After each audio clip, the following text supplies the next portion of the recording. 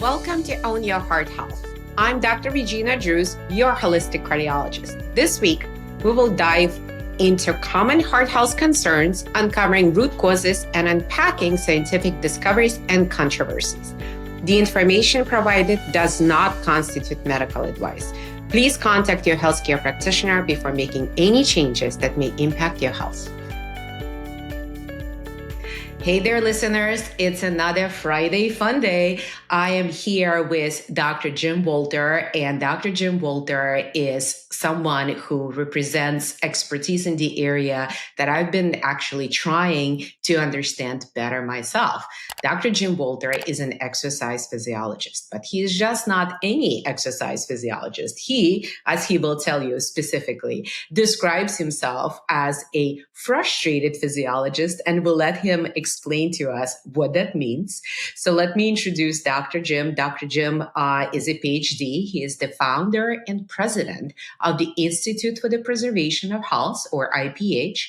And his experiences have been shaped by some of his family events and some of the insights that he gained during his very long professional career with regard to the impact of exercise on health and specifically cardiovascular health. But before we jump to Dr. Jim, I just want to take one moment to remind our listeners that we have a new link in the show notes, whether you're on YouTube or your favorite listening platform. We have a new link to a really special resource, and I wanted to take just 1 second to show it to you. So we actually created a resource in the Notebook LM, and you probably know what Notebook LM is. It's a generative AI offered by Google, and currently they started to offer public notebooks.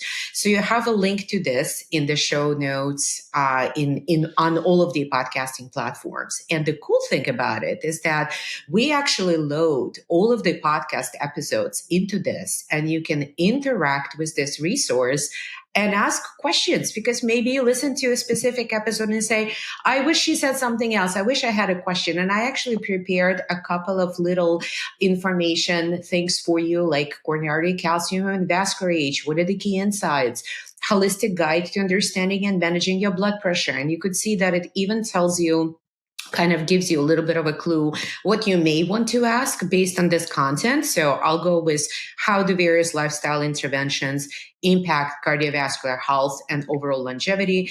And when you click on it, you could see that courtesy of Google, it will actually search through all of the podcast episodes, all of the transcripts, all of the information that we loaded into it, and it's going to give you an idea. Now, if you feel that this is a little bit too much information, you want a simpler explanation, you can certainly type it in and say, give me a simpler explanation.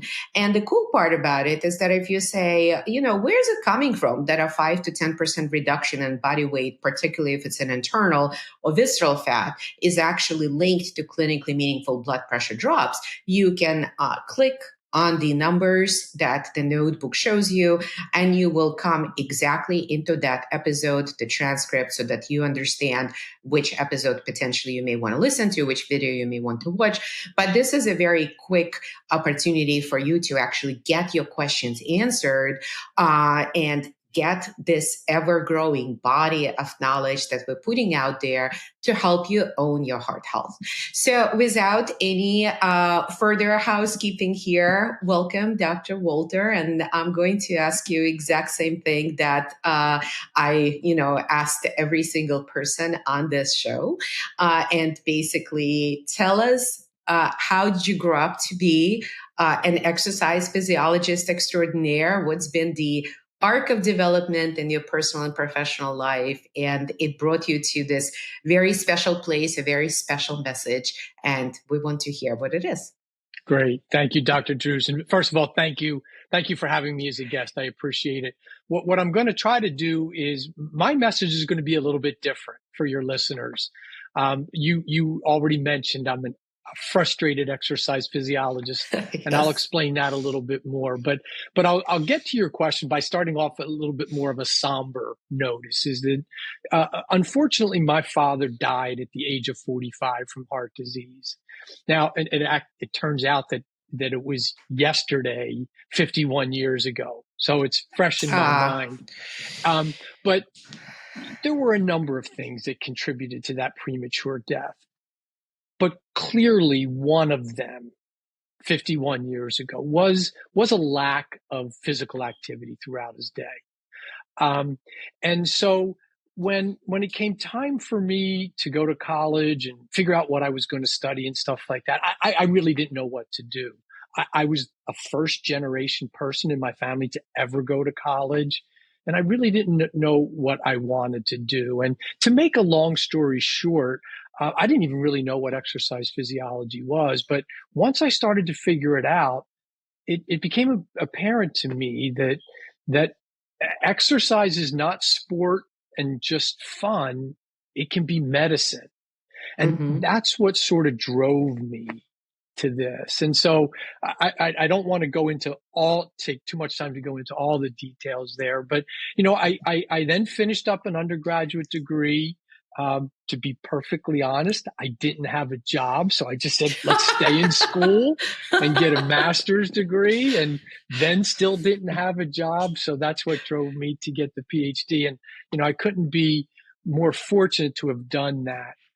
I started my career running a preventive and rehabilitative cardiology program, which I know you speak about a lot on your podcast. yes. And in the cardiac rehab, we learn that we can take people who have really, really bad hearts and make them feel comfortable and confident that they can go about living their life. And then in the prevention side of things, we then thought, let's now try to prevent these hearts from getting bad. Let's really do it. And so there's where the word in the title of my company, the preservation, comes in. And I like to use that word instead of prevent, to preserve, because except for an unfortunate few, most of us are born into this world with good health. And wouldn't it be better just to preserve that good health? So then you go on and you learn all of these benefits of exercise. And I'm really not going to talk too much about research about all the benefits of exercise. I think you've done that. I can cite some, and we can talk about how it helps with high blood pressure, high cholesterol, diabetes, et cetera, et cetera, et cetera. But here's the part that becomes frustrating for me. The frustrating exercise physiologist is that we've got this profound data over decades suggesting all the benefits of exercise. But if you or any of your listeners were to open up the website for the Centers for Disease Control and Prevention today, you'd learn that 25% of Americans, that's close to 100 million people, 75, 80 million people, 25% of Americans are completely sedentary. And then as much as 60% of Americans don't engage in enough physical activity to meet the definition of exercise. And I'll just use the CDC definition of 150 minutes or more of moderate to vigorous physical activity. So if you've got this intervention that can have a significant impact on your life and your health and chronic diseases, and most people don't do it, then what is it good for? Do we need to consider changing our message? Should we continue pounding 150 minutes, 10,000 steps, whatever it might be? Or can we simplify the message? And this is where my thinking is gone. Can we simplify the message to something that everyone can do? And for me, that message is then just move more than you currently do. So right now, my day is not designed that I'm going to stand up, but I'm going to stand up. Good for you. And I'm going to sit down. I just moved more. And that's now, as simple as that. It's as simple as that. And will that lower my cholesterol, that one stand up? No, it's not. It's not going to do anything for my blood pressure. It's not going to do anything to to impact my blood sugar levels and stuff like that. But if you can incorporate these simple, and I like to call them move more moments into your day, throughout the day, cumulatively, these small movements can have enough impact. And I can, we'll get into questions, I can even cite some data that suggests that benefit. So that's what I'm trying to do is offer a different message to individuals who say they don't have the time, or they're afraid to exercise. It's too hard. Yeah, I don't want to do it. So how can we, and I like to use this word, how can we re-engineer people's day to be able to build more movement ideas into their day, which really won't take additional time out of their day? And that's what we can get into a little bit more as we go throughout this podcast. I have to say that this is fascinating because looking into exercise literature, and like you mentioned, there were a couple of studies recently. So I discovered initially that the whole concept of 10,000 steps per day initially was not really based on any research. It was invented by or put forward by a Japanese physician who was an internal medicine physician who was trying to create some sort of a benchmark for Japanese population after World War II, and came out with this concept of 10,000 steps. And so it became part of, multiple research investigations, and for the most part was confirmed to be a valid concept. But I think what is missing currently for a lot of people is exactly what you are mentioning, right? When we get these studies, when we get the press coverage, and, the study just came out recently that said, it's not 10,000 steps, it's 7,000 steps, right? So people are too focused on the mechanics, like, oh, it's not 10,000, it's 7,000, but they're missing the major point. And the major point is exactly what you were discussing.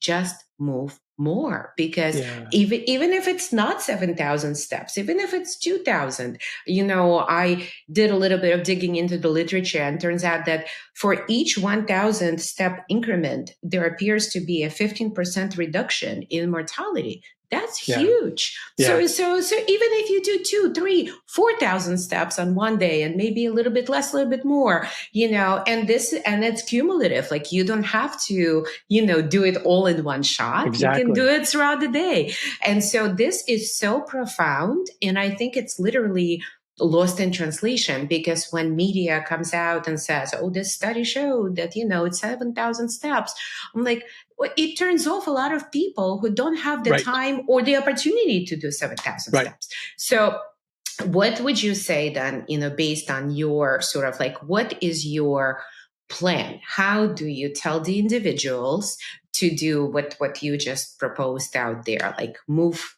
more frequently, right? You call them, say it again, move more moments. Move more moments. So what are move more moments? 3 M's, move more moments. And what are they? And, how do you advise people to include them into their daily life? Yeah. So I try to make it as simple as possible. And when we think about move more moments, and I try to do 2 things. I give people some specific examples, but then I also try to get people to remove obstacles, to take barriers off of their thinking. And I'll give you a story about my father in a second. So it's just doing simple things, building into your day. And when I talk in front of groups, in front of people, I'll just walk through a typical day. And so your day starts in the morning. And for me, we at our house, we still get a physical newspaper. I don't know if everybody gets them, they read them on their iPads, but the newspaper is delivered out the front door. Okay. So you go out the front door and you get it. Or could you consider going out your side door? And making a circle. And then, for us, that would mean then walking down the driveway, around the curb, get the newspaper, and back.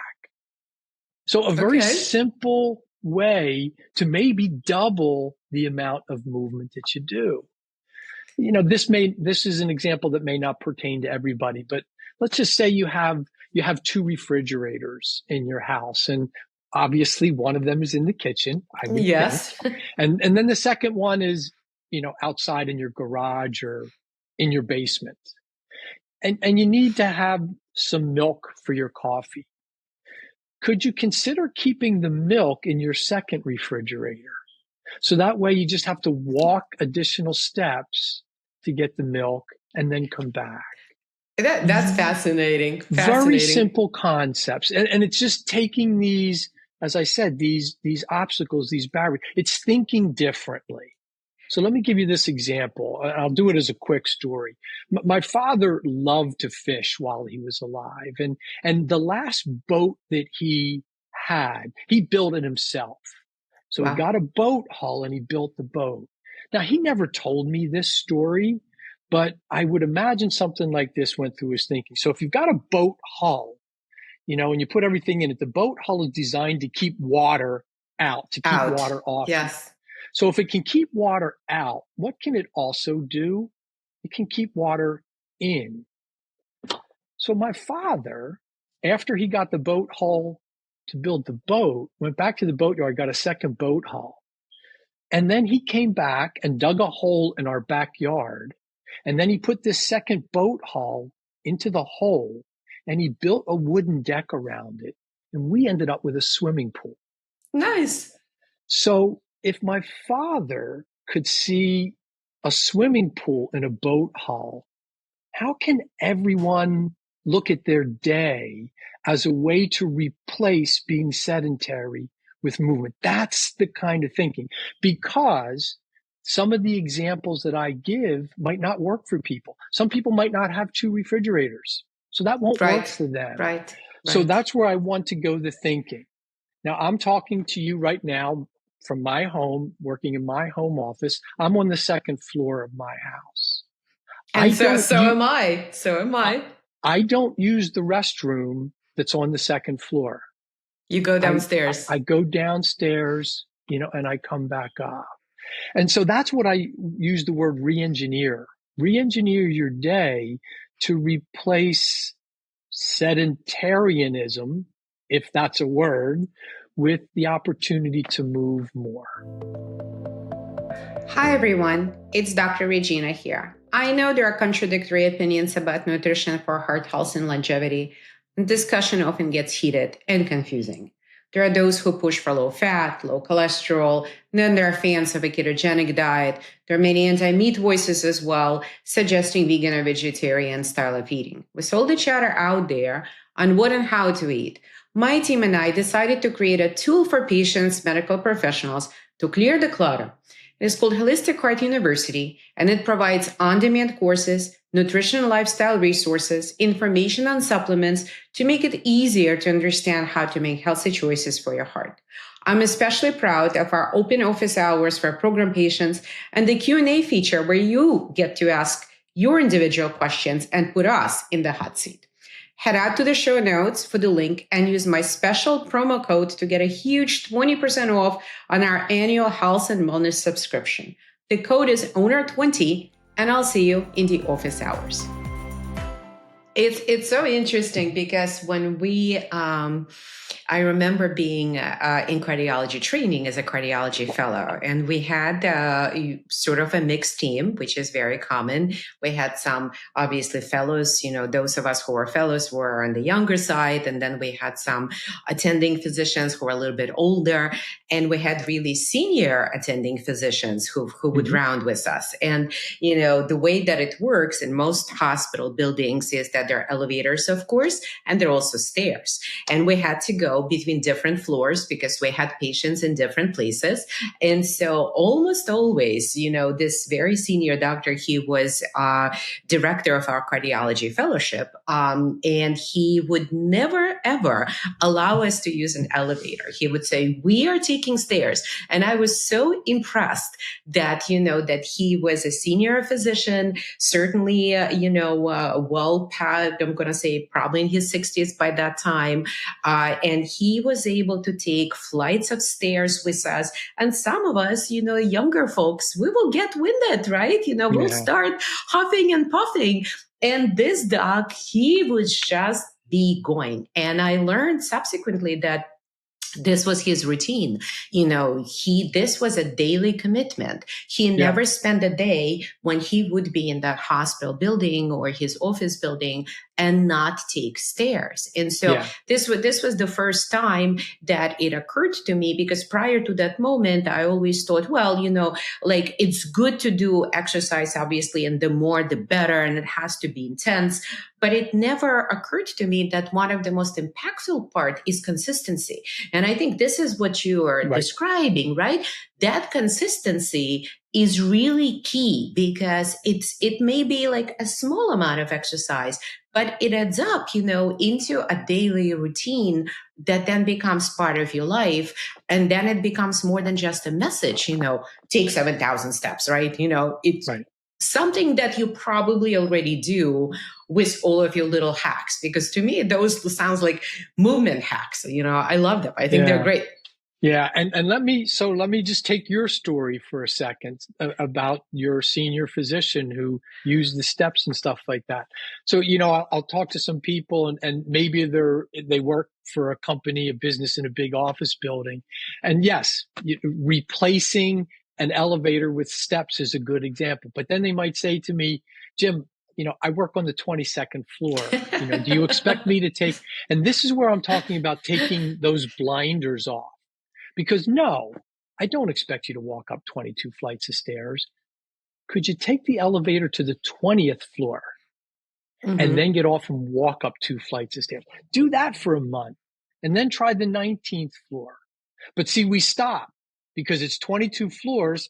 I'm not going to use, the steps, and we don't think about how we can reconstruct our day to be able to use the steps in a way that's acceptable. That's acceptable. And that brings me, there is fascinating research that I know you know about, and we can certainly chat about this, and this whole concept of exercise snacks, right? And sort of having moments throughout your day when you actually do exercise, any exercise, and it's fairly time limited. It may just be a few minutes.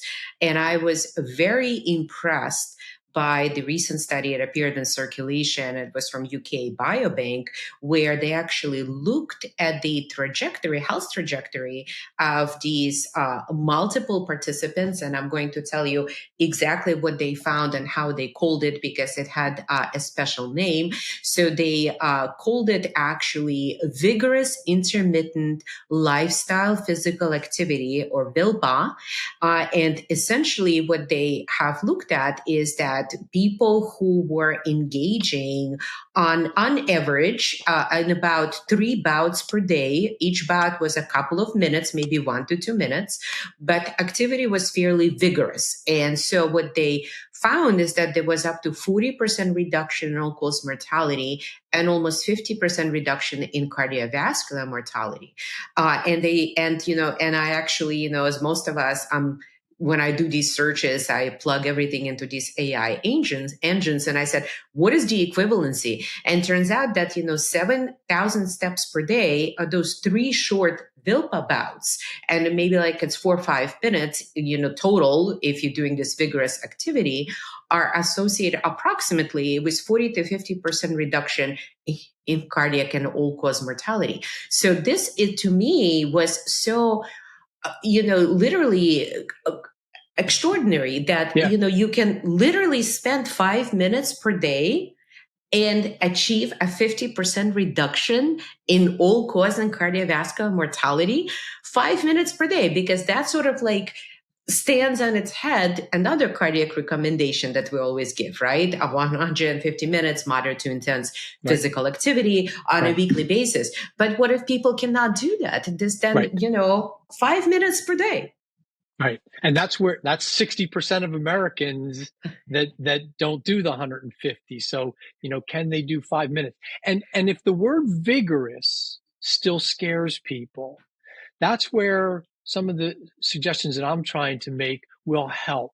Because, if we try to go from 0 minutes to 150 minutes, that's a big ask. And Yes. if we ask people to go from being sedentary to doing something vigorous, even for as few as 5 minutes, that might be a big ask still for a lot of people. Especially for older folks who have a lot of deconditioning, right? Well, I'm sure you saw them in cardiac rehab and stuff like that. So if some of these move more moments can be built into your day, then hopefully, if nothing else, it can help build the confidence to where then you can put forth this 5 minutes of vigorous activity. And by the way, if you then go to your office building and take 3 flights of stairs, that's vigorous. Yeah, and that's your VILPA. If you do that 2 or 3 times a day, you're there. But that's only one thing. If you started your day by walking out the side door, if you've, parked your car further in the parking lot to get into your office building, if I like to introduce all of these things. You need to take your child to get a haircut. Your child's 12 years old. Do you need to sit there while they're getting their haircut? So while they're getting their haircut, why don't you walk around the shopping center for a few minutes? See, these are the chances that we're missing. And then it becomes also a matter of, when you have to choose things, looking for the right questions to ask. So let me give you another example. So tell us the questions. Let's say you've got, the younger-ish in their early 30s, mid 30s, mother or father, 3 kids, a 6, an 8, and 11-year-old, right? I was one of those. Yeah. And you come home from work and, you want to exercise, but you want to spend some quality time with your 6-year-old too. And you only got time to do one or the other. So you think, okay, you find your 6-year-old and say, hey, sweetheart, how about if we grab some dumbbells and go outside for a power walk? That'll never work. Never work. But what if you found your 6-year-old and said to her, I'll say it's a 6-year-old daughter, what if you said to her, hey, sweetheart, how would you like to go outside with me and see how many cracks we can count along the sidewalk? Or see how many different colors we can find in the neighborhood. So make it fun and make it age appropriate. Make it different. Fun. Make it appropriate for them, right? And you can do different things every day. We can go out and another day see how many animals we can see. Talk about trees and flowers and stuff. And if you do that, then you actually accomplish 3 things at the same time. You get some quality time with your 6-year-old. You get your physical activity in, and then depending on what activity you do, you might even be helping them with their education. If you're talking about, and also you're helping yourself to de-stress and decompress after, and I think people often miss the fact that exercise, people tend to focus a lot on the physical benefits of exercise. And of course, there are profound physical benefits of exercise, but we also need to be focused or acknowledge in an equal way, and maybe even a little bit more so, that exercise has a profound benefit on mental health, on emotional health, and not just in children, but also in adults. And, it improves people's sleep. For example, I read recently that resistance training could improve people's sleep, and it's just a different type of exercise. So I feel like, what you're describing is such a great example, because it also sort of gives children or other people in your family an example that they can follow, and an incentive, right? Because they want to be included.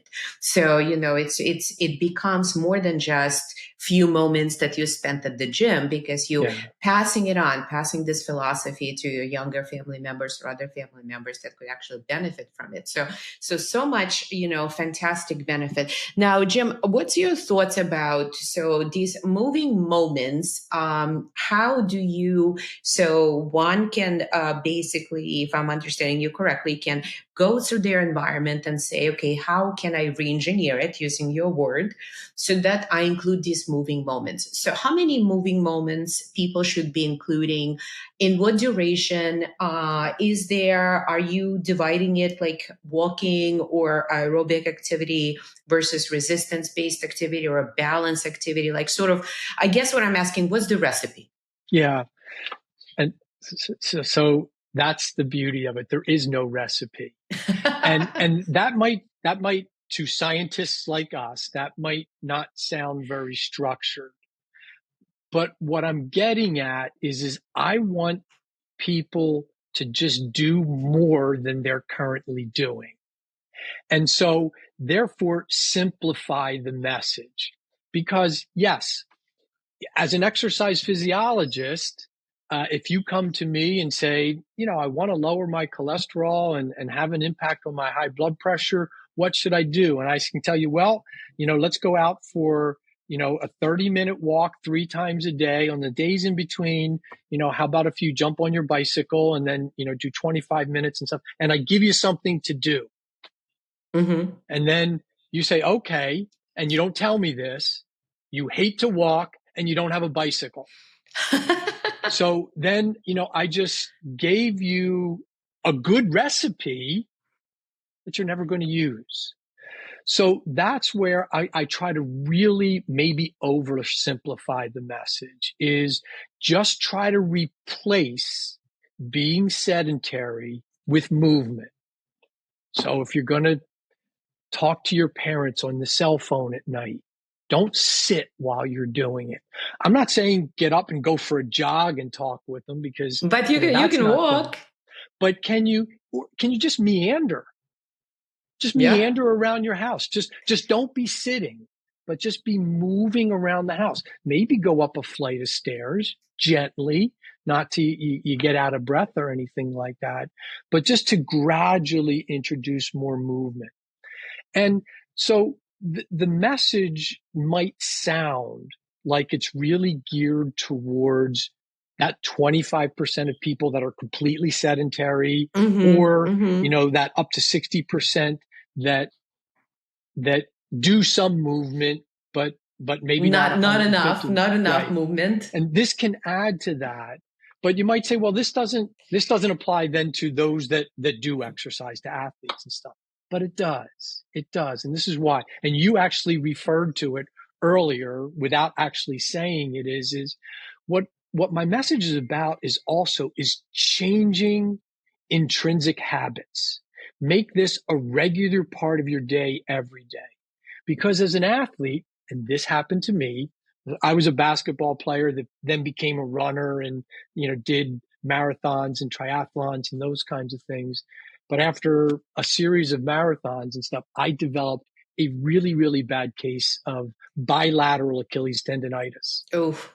So for 5, not weeks, not months, for 5 years, I couldn't run. It was that bad. That is not the time then to develop better habits if you have them earlier on. So even an athlete can be, I still consider myself pretty physically active, but I'm going to use the restroom on the first floor. Or if I'm on the first floor, I'm coming up the second floor. I don't want to be biased. Both bathrooms want to be used, so I'll use them both.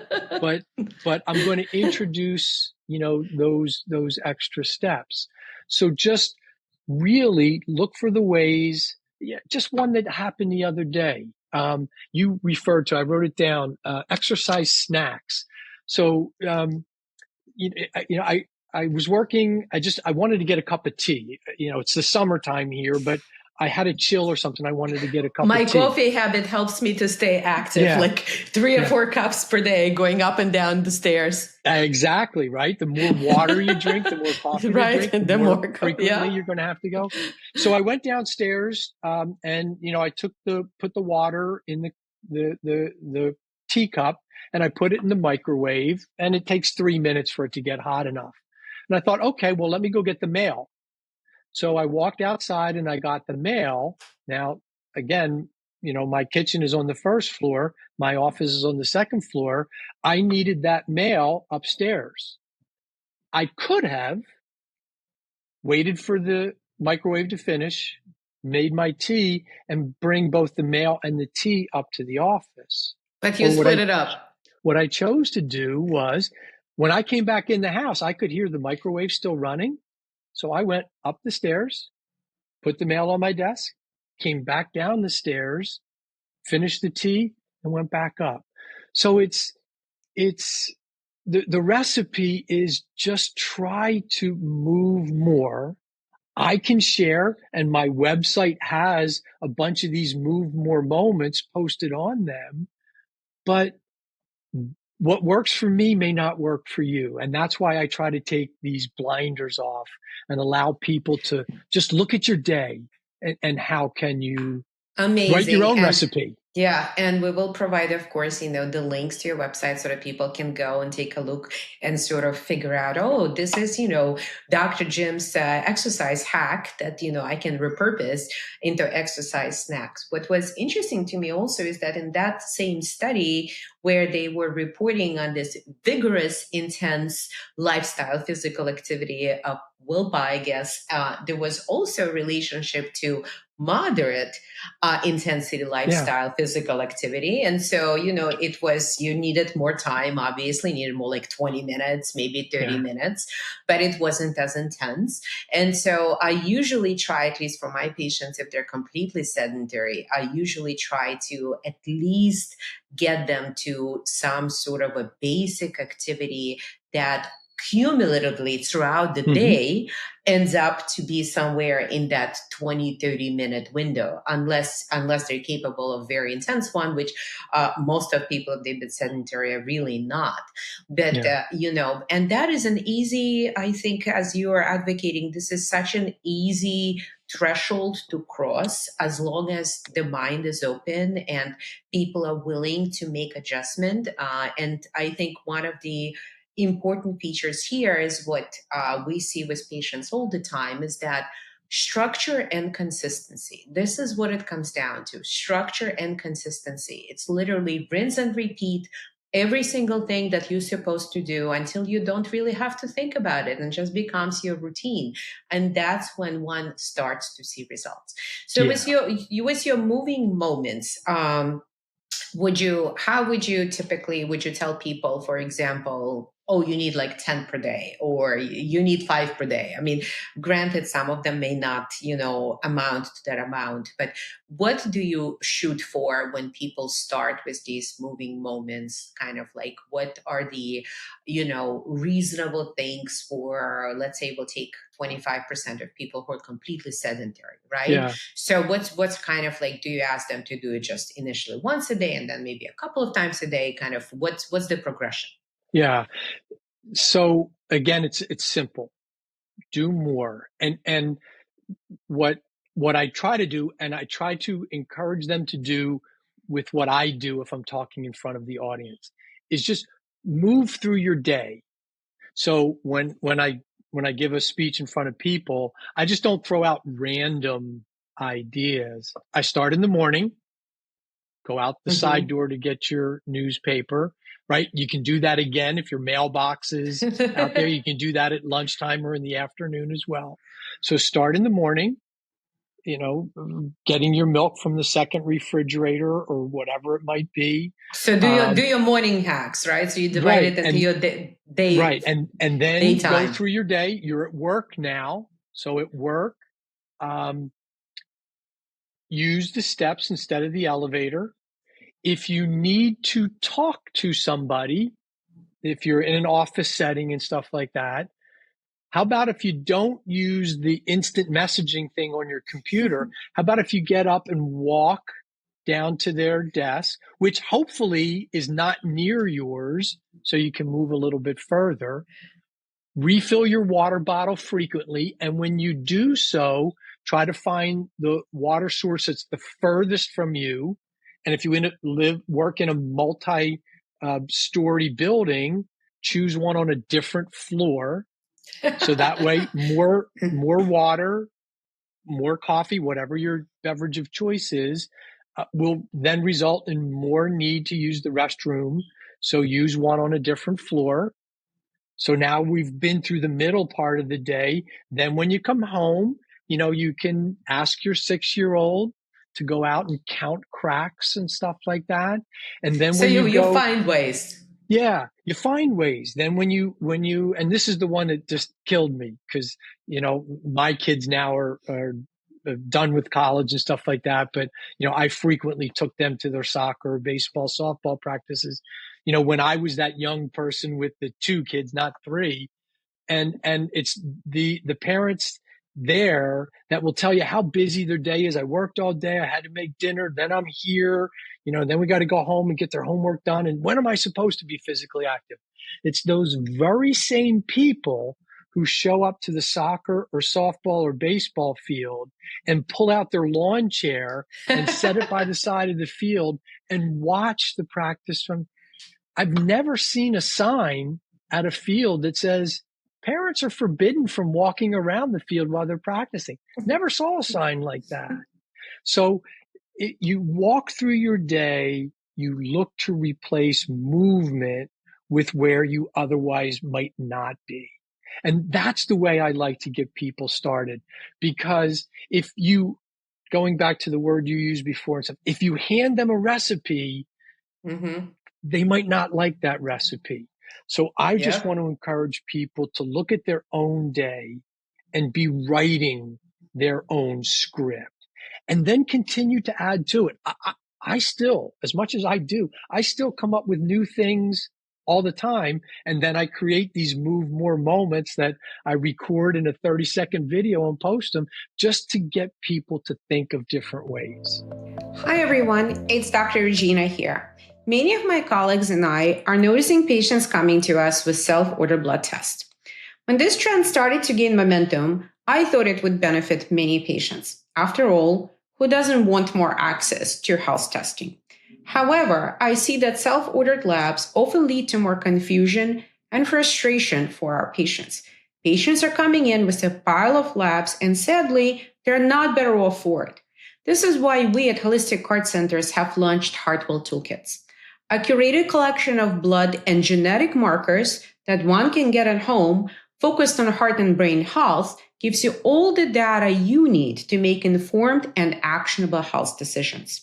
The toolkits can be ordered at our shop on holisticheartcenters.com. You can find the link in the show notes. Use the code TESTING10 to get 10% off and free shipping. So how would you, move more moments are powerful. And in many ways, I think that and exercise snacks, they are following the same concepts that you can really do a little bit, but frequently and consistently. What about other forms of exercise? Resistance training, balance, I find that, for example, resistance training is highly impactful because we know, at least for high blood pressure, that it definitely augments what is achieved with aerobic exercise and the same amount of weight loss or fat loss achieved through a combination kind of multimodality training or exercise is more powerful for blood pressure reduction than just one versus the other. So if you're just doing aerobic activity, but you're not doing resistance training, you will have lower impact on your blood pressure reduction at the same level of weight loss, which is fascinating. And of course, balance, I see a lot of older people really struggling with balance. So how would you then repurpose these, moving moments into the resistance or balance-based activities? Yeah. So now I'm going to let the exercise physiologist in me come out to address it comes that out. question. Because you're absolutely right. What I would pose to people first is they're very important. Listen, I am not discouraging people from doing 150 minutes or more. I want people to do that. I just go back to the CDC data that tells us that most Americans don't and haven't for as long as I've been in the exercise world. So what I'd like for people to do is get started, and they can then hopefully build some confidence in their ability to move by just doing these move more moments. And let that take as long as it wants. For some people, it might be a month. For some people, it might be 3 months. Others, it might take a year or more. But now you're confident, you're moving more. So now let's get more structure into it. And the resistance part is very true. It's very true. We want to be able to have muscular strength in our bodies as we age, for at least 2 reasons. There are dozens more, but the 2 would be that way it'll help you maintain your independence because of your ability to lift and do things. Right. But if you do it and build muscle, this is where you get free metabolic activity. You get a freebie. Yes. You get free calorie burn the more muscle you have, because as you well know, muscle is more energetic. And so you build a little bit more, then your resting metabolic rate is going to go up. And then the second part is all too important. It's the balance part, and incorporating that into your structure as well, because we all know, or we've heard of the individuals who elderly people who break their hips, and when they break their hips, it's a very common falls in the elderly people is a very common cause of both morbidity and mortality. Yeah. And it reduces their lifespan when that happens. Yeah. And oftentimes, and this actually ties both things in. If you have better balance, you're less likely to fall, but also if you have more strength, you're less likely to fall, because, we think, or we used to think, that these people that have fallen and broken their hips, lost their balance and fell. What we subsequently learned in a lot of cases is because they weren't very active, because they had very low bone mass, when they took that step on the steps, their femur actually fractured, which caused them to fall. So the fall didn't beforehand. cause the fracture. The fracture caused it. Now, that's not everybody, but that's what happens. So that's why it's both important to maintain the muscular strength. We know that exercise will help maintain bone mass, and therefore you reduce your likelihood. And I started to do that in counting. You 10 minutes ago started to list the benefits of exercise. It would be much easier to make a list of things that exercise doesn't benefit than it would be to do the list of things, because, we always used to think it only impacted cardiovascular disease. Right. Now, substantial benefits in cancer, substantial benefits for pulmonary disease, substantial benefits in GI problems, metabolic health. Arthritis, especially metabolic health. Absolutely. And I think your message is very powerful because, there is a lot of emphasis. I'm in the integrative space, I guess, physician medical community and longevity space. And there's a lot of emphasis on resistance training, on augmentation of muscle mass. And it's a great emphasis. But I think what often is missing from that conversation is that our aerobic activity is key, because this is what ties in to one of the most impactful measurements for cardiovascular and total mortality. And that's something that nowadays, with all these trackers, people can actually get on their own, and that's your VO2 max. So my little Aura ring in the app itself, I can actually measure my VO2 max, and it gives me the calculation. And I think I'll probably do a little video on how people can measure VO2 max without any fancy gadgets, just knowing the distance and the time. And that is so powerful, because till this day, it remains the single most impactful predictor of cardiovascular and total mortality. And, these moving moments is really an opportunity. And it sounds counterintuitive because it's not really a very vigorous activity, but it could certainly lead in time to a more vigorous activity, of course. But these moving moments, these exercise snacks, or whatever we want to call them, is a chance to slowly and steadily to build that VO2 max. And that VO2 max, especially once people cross into their 50s, if they have any heart disease, if they even have subclinical heart disease, like especially women, for example, in menopause, when the hearts stiffen, when the hearts begin to age, that VO2 max starts to fall. We know there's age-specific decline in VO2 max. And I often tell my patients, because we do measure it, and I tell my patients, well, your VO2 max is appropriate for your age. or your VO2 max, putting you in a younger age group. People are usually very happy about that. Or unfortunately in the older age group. And of course, people are not that happy about that. So, so there is a lot of opportunity. And the hardest part is, at least for most people, is mentally trying to do too much too quick. And I think your moving moments is such a great way of giving everyone, just move more, just do something, but do it consistently. It's a step. It's a step. If you're It's not a doing step. nothing, it's a step. Can you go from your bottom step to your top step in one step? No, you can't do that. But you have to work up to So it. it's a step, and it's building confidence. And if we don't do that, we end up with 25% of Americans that are completely sedentary. So do more, get comfortable with, build your confidence. Because I couldn't agree with you more. In fact, some of my PhD research 30 some years ago, and they still use it to this day, is VO2 max is also used as a differentiator for somebody that would become eligible for a heart transplant. Yeah, of course. And that's in cardiology. That's usually when we think of VO2 max, right?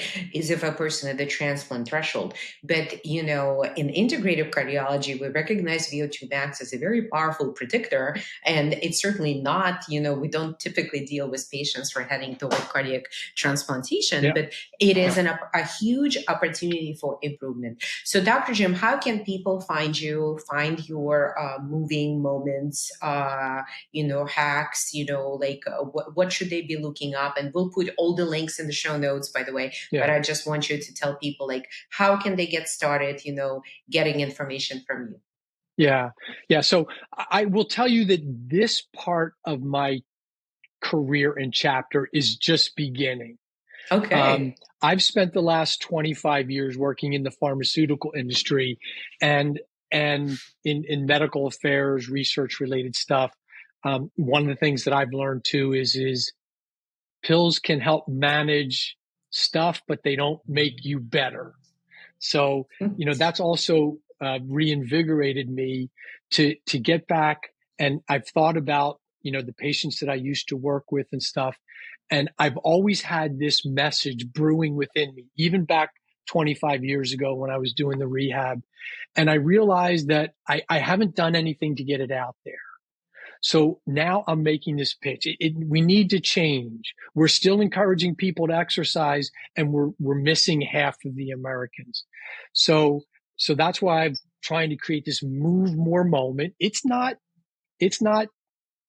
completely innovative. It's just a different way of thinking. And I want to get people excited about it. So I've created a website. It's jimwalterspeaks.com. My email address is jim@jimwalterspeaks.com.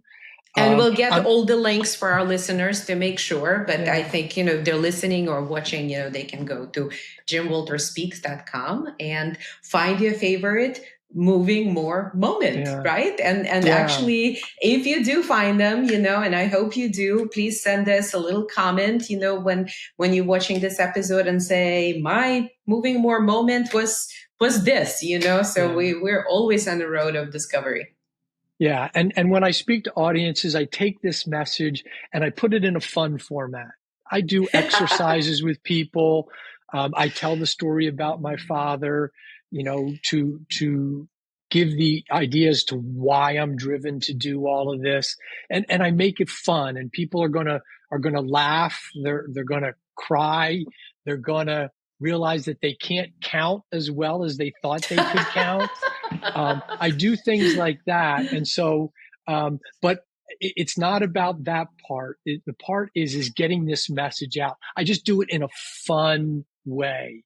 So if people are looking for a speaker at an event or something like that, just go to the website, get the information. And then if this is the kind of a message that you need for one of your audiences, I'd welcome the chance to speak with you. Amazing. So it's been a very fun, delightful conversation. I learned a lot. I'm going to go to your website actually and see how many of those moving more moments I can check off, because, I'm doing it, but I'm not necessarily thinking of them that way, but I'm thinking of them that way now. And so thank you so much for being the guest on the show. And thank you for the opportunity to share this message with you and your listeners. I really appreciate it. You got it. Hi to all professionals listening to us today. If you're thinking of launching a cardiometabolic or integrative cardiology program in your practice, we can help. At the Holistic Card Centers, we help docs in practice to expand into hybrid or concierge services. Head out to the show notes and click on the application link. Your intro call is entirely free. Ready to schedule a practice review? Use code DOC10 for 10% off our Practice Power Hour 16 minutes coaching session. The link is in the show notes. Thank you for tuning in to Own Your Heart Health with Dr. Regina Druz. This podcast is powered by Holistic Card Centers. If you enjoyed the show, please rate and review us on your favorite podcast platform. To learn more about our services, visit holisticcardcenters.com and subscribe to our YouTube channel. The link is in the show notes. See you next week.